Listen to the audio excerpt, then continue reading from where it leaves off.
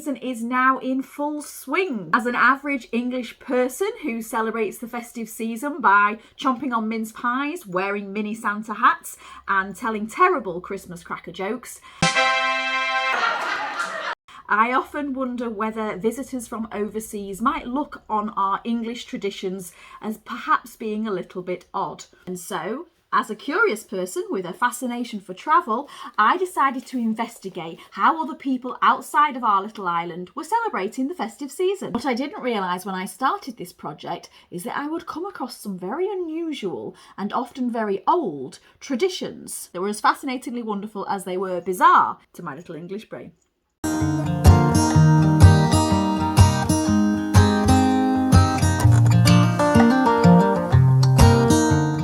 Hello everyone and welcome to The Wanderlust Way. In today's special Christmas episode, I'm going to share with you 10 weird yet wonderful ways that people from around the world celebrate the festive season. From eating caterpillars to dining with dead relatives, we've got it all going on in this video, so please sit back, relax and enjoy. If you do enjoy it, please hit the like button. Number 1. Japan. Visit Japan around Christmas time and you might be surprised to find that across the country, large queues are forming around the KFC vendors. In particular, on Christmas Day, the Japanese have now developed a tradition that sees them sit around a KFC bucket instead of a Christmas tree. According to sources, a group of Western visitors came to the island in the 1970s only to discover that finding turkey in Japan was near on impossible. The next best substitute was therefore a KFC. It makes perfect sense. Forever open to a capitalist opportunity, in 1974, KFC adopted the trend and the fried chicken party bucket went national with the slogan, "Kentucky is Christmas," cementing the connection between this familiar fast food chain and Christmas Day in the minds of the Japanese people ever since. Number 2 takes us to Italy. Saved not just for Halloween, in Italy at Epiphany there lives the legend of the Christmas witch, also known as La Befana.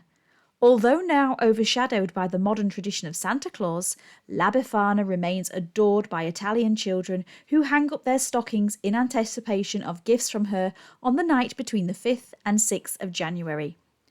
The Christian origins of the story are as follows. The 3 wise men who were following the star in their search for the baby Jesus found themselves at the home of La Befana. She kindly offered lodging for the night in her home, which they soon discovered was the cleanest and most comfortable in the entire village. After their rest, the 3 wise men invite the witch to travel with them in the search for the baby Jesus, but she declines. She has her house to tidy up after all. Following their departure, La Befana regrets her decision, and to this day she continues her search for the baby Jesus, bearing gifts to all the good children she finds along the way. Number 3. Wales.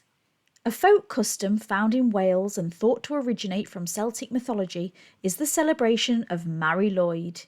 This mystical white horse with her skull head, procession led through the streets on a pole, is often seen decorated with Christmas lights.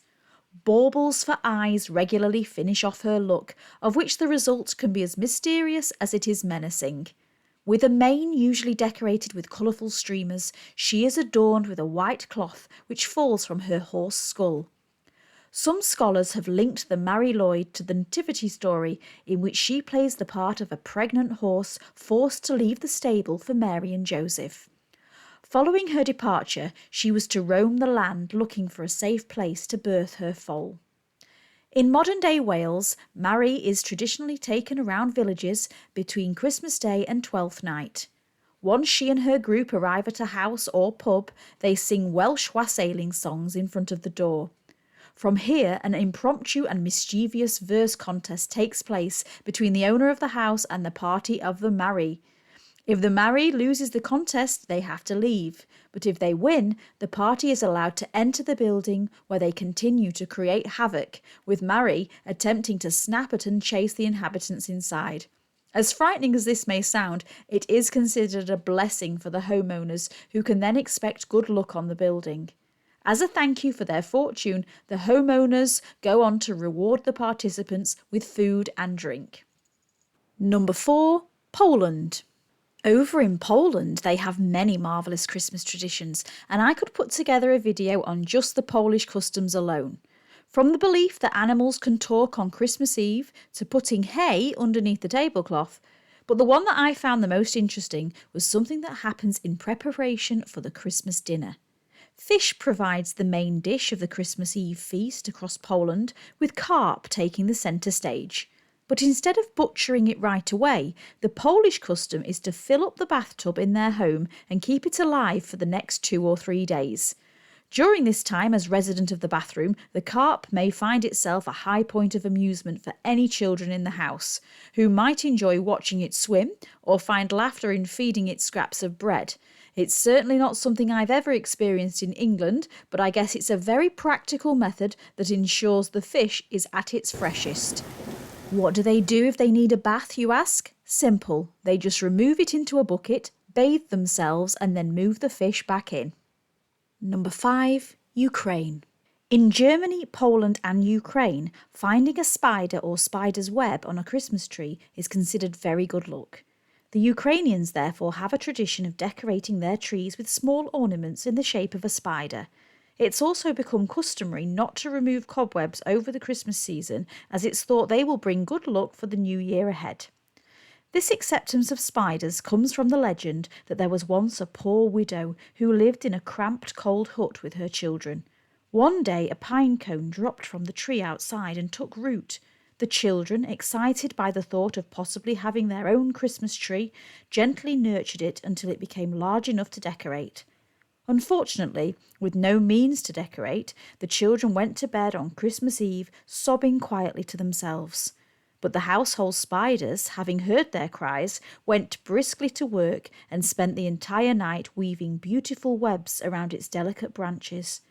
As the rays of the Christmas morning sun crept through the hut, their glow took shape on the spiders' threads, only to turn each one to silver and gold. It was a Christmas miracle, and as the story goes, from that day forward the widow and her children never wanted for anything. Well, I'm all over that idea. One less household chore over the festive period. Thank you, Mr. and Mrs. Spider. Number 6. Austria.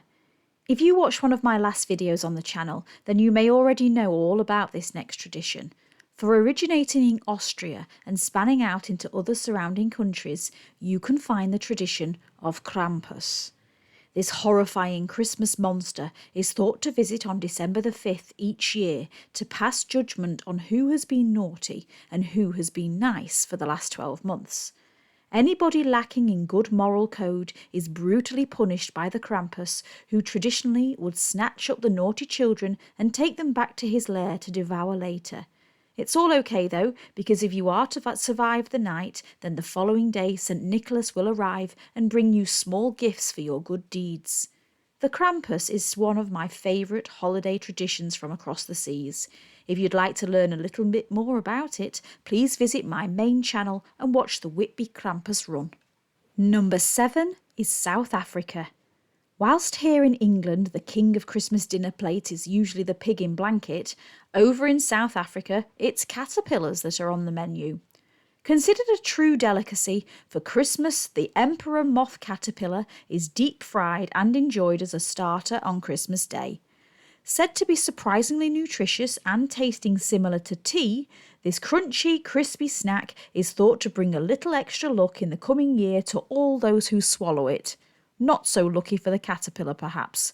Have you tried one of the South African Christmas caterpillars? Let me know in the comments.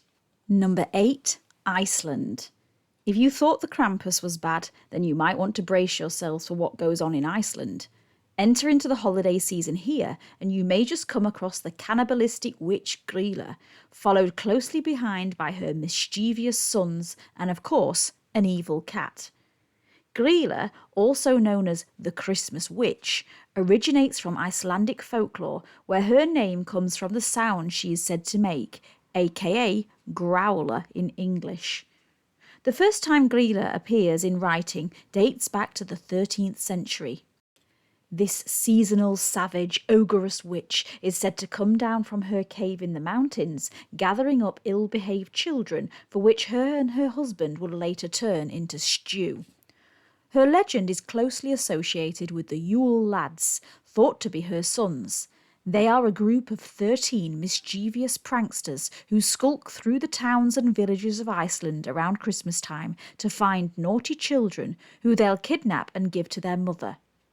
Each of them show up on specific days in December, lingering around for about 2 weeks.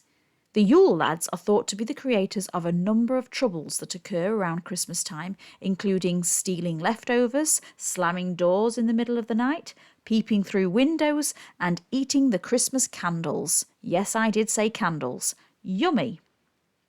To top off this monstrous family is their fearsome pet and witch's familiar to Grýla, the Yule Cat. Fond of lurking in the wintry countryside, the job of the Yule Cat is to hunt down, kill, and eat anybody who doesn't wear new clothes at Christmas. I'll let you judge for yourselves whether you think this tradition may, somewhere along the line, have been encouraged by the profiteers of the season. Number 9. Sweden. You might not associate Christmas time with a giant goat, but over in Sweden they do. For each year on the first day of Advent, the Swedish town of Gävle sees its people erect a giant straw statue of a goat. They've been doing this since 1966. Known as the Gävle Yule Goat, it's said to reach a staggering 42 feet in height and is made entirely from wood and straw. Said to date back from pagan festivals, the Yule Goat is thought to be an invisible spirit that would appear before Christmas to make sure that the holiday preparations were being done correctly. Other suggestions link it back to the god Thor, who had a habit of travelling in a goat-drawn chariot.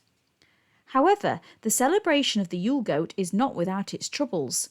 For one of the hardest tasks of this tradition for the Swedish organisers is to ensure the Yule Goat's safety until the new year.